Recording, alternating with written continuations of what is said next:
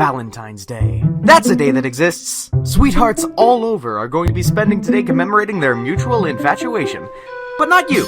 You're here watching videos about video games. What better way to hide from the crushing loneliness of being alone on Valentine's Day than to take a look at games about relationships? There's an entire catalog of probably more than 7 games I can think of about the love shared between two people.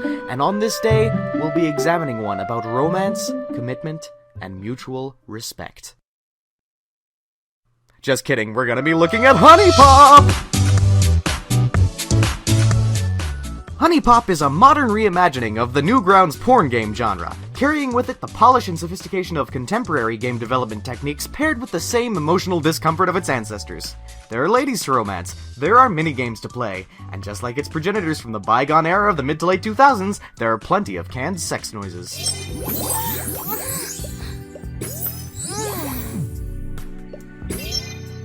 You may be thinking to yourself, golly self, I wish you weren't such a failure at romance, specifically of the gynosexual kind, but darn it, talking to girls is just too hard for me.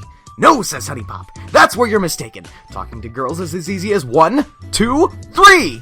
Dialogue options. Romancing the woman of your choosing is as easy as selecting from one of 3 possible responses. The normal option, the wacky option, and the sex offender option. Choose correctly and you'll get hearts. Choose wrong and nothing bad happens. You certainly won't be put on any FBI watch lists or anything. You'll begin your foray into the world of talking to estrogen factories after meeting an incarnation of Cupid clad in pink lingerie. Cupid's design here has actually been toned down a bit from the original Greek conception.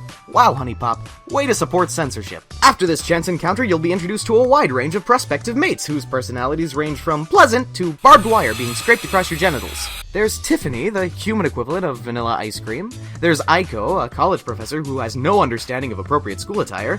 There's Jessie, who speaks almost entirely in sexual innuendo. Trouble has a hard time staying out of me. And then there's Audrey, who... Whatever, ho. Why don't you go get knocked up again? You need to turn around and walk away. What's wrong? Did I hurt your whore feelings? Well, let's not talk about Audrey. There's a girl with weight problems, a girl with baby problems, a girl who's never, ever around, and finally...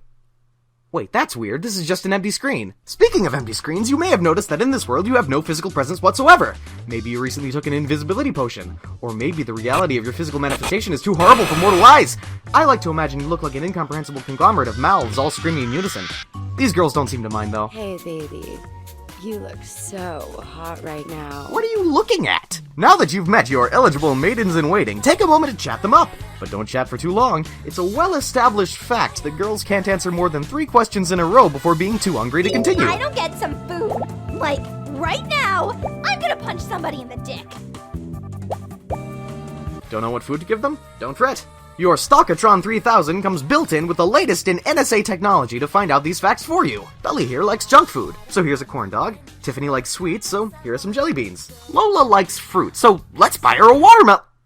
Actually, that may not be such a good idea. And once you've successfully scoped out your partner, it's time to make a move. Invite them on a date to various scenic locations. Spend the entire time not paying attention to them because this stupidly engrossing Match 3 minigame absorbs all of your attention.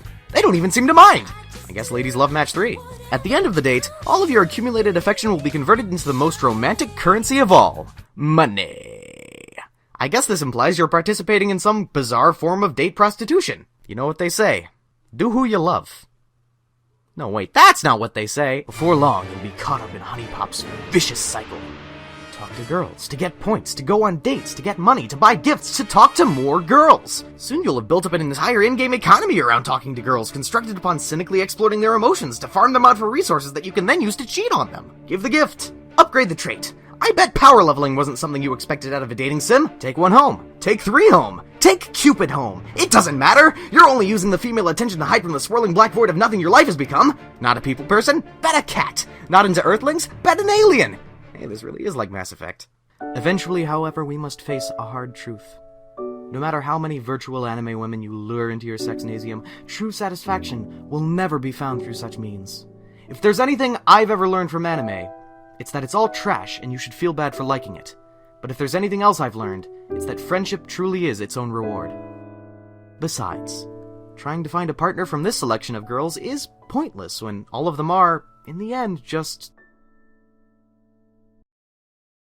inferior to Anna, the helpful hint girl from Fire Emblem, and I will fight you if you disagree!